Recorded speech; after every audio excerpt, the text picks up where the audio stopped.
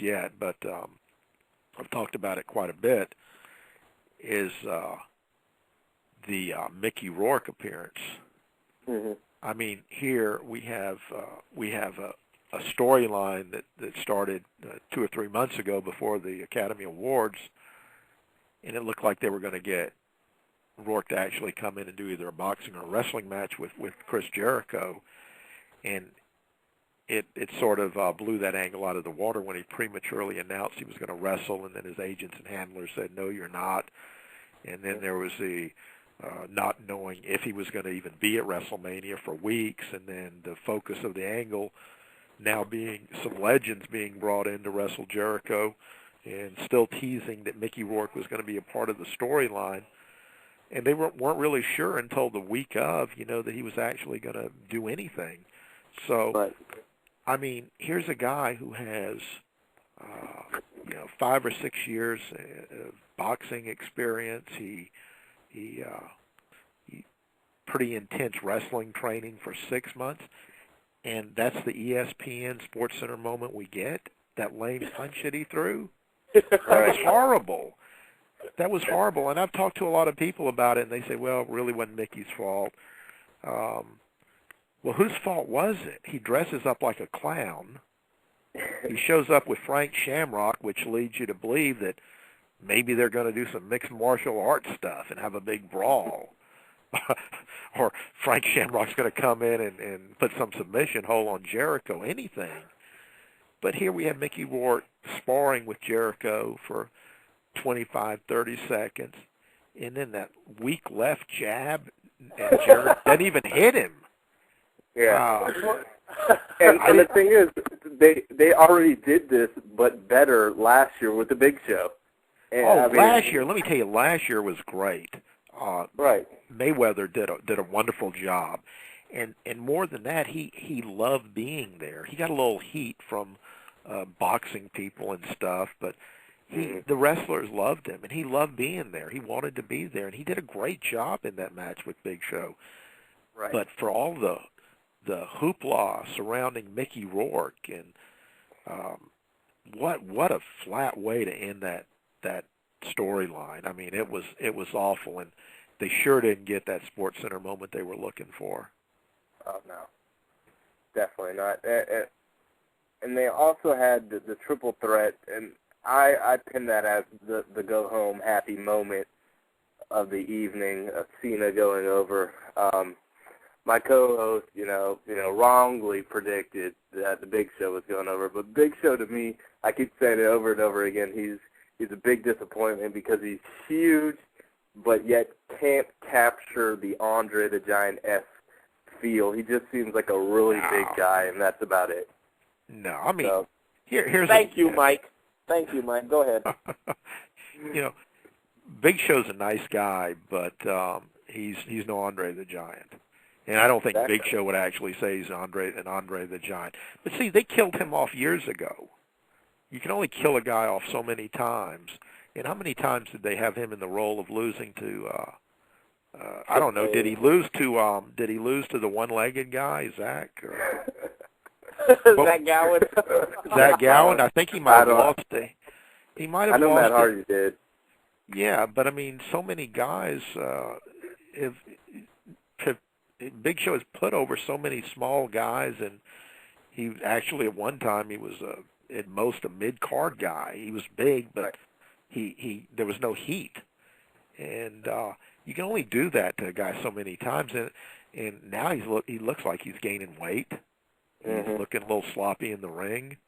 No, I don't think Big Show is a threat at all. No. Why did he come back? Was he not good at boxing? Because I know he was supposedly training for boxing. Do you know what the reason that he dropped it and came back to wrestling? He's too big to be a boxer. I mean, he looked like a freak, Well,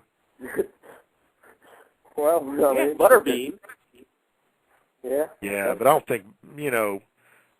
don't think too many people take Butterbean seriously either. He's kind of a carnival act that puts on some boxing gloves.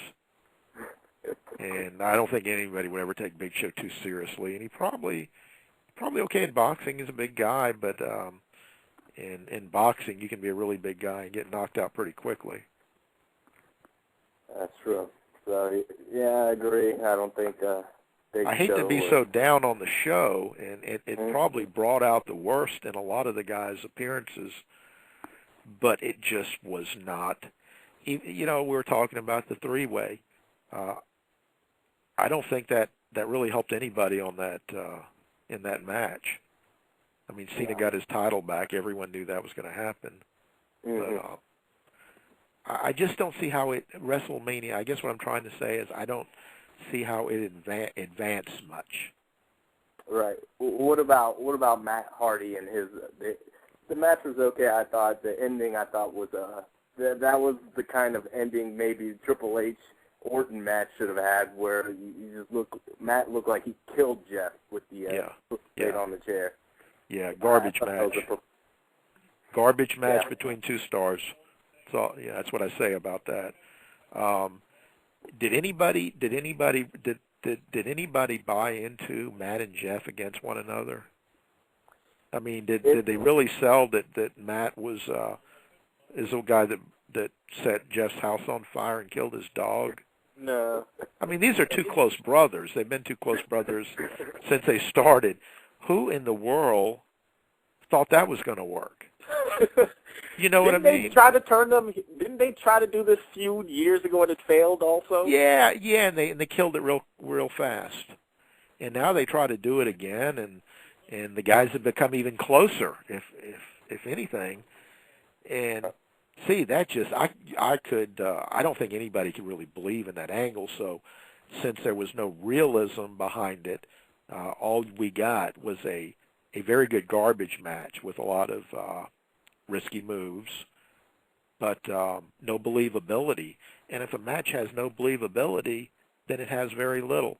It has very little to distinguish it from a garbage match at the VFW hall down the street, you know?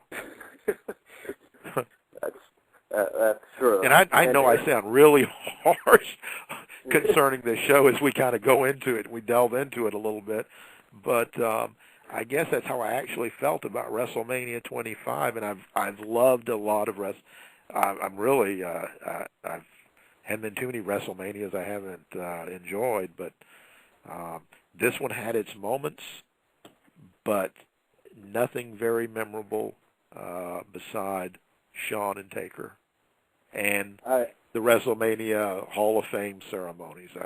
That's always a good event. Right, I agree. And I said if it was called any other name, no one would have bought the pay-per-view. If it was Armageddon or if it was called Backlash, you know, maybe it would have been a great show for that. But not for WrestleMania.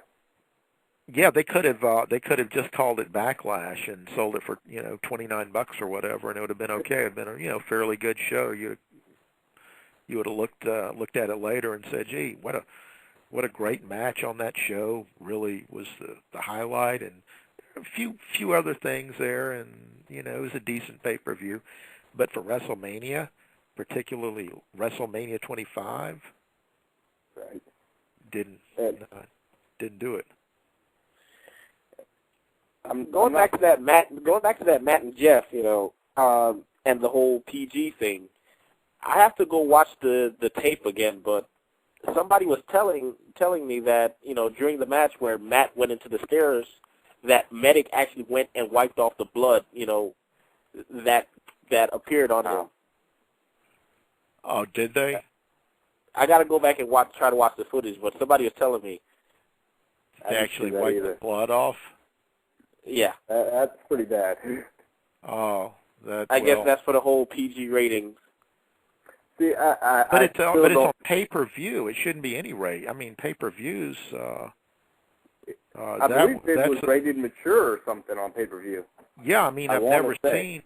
Even back in the days where WCW Standards and Practices didn't want to see blood on the show, the pay-per-view was always fine. Since it was a pay-per-view, you have to buy that show. You're not.